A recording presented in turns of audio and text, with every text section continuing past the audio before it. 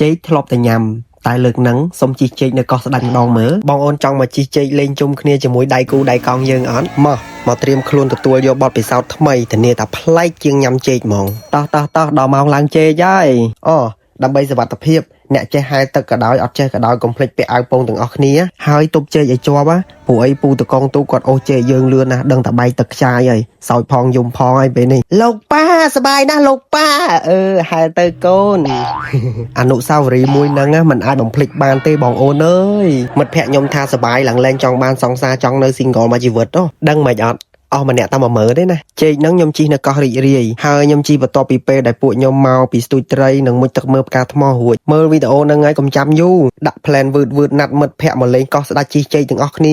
ឬក៏ mention មិត្តភក្តិក្នុង comment ឲ្យគាត់មើលវីដេអូខ្ញុំសិនទៅក្រែងនិយាយឆាប់ត្រូវគ្នាហ្នឹងហើយបងប្អូនទាំងអស់គ្នាសម្រាប់វីដេអូរបស់ខ្ញុំគឺមានតែប៉ុណ្្នឹងទេអរគុណច្រើនដែលបានមើលវីដេអូរបស់ខ្ញុំបាយបាយ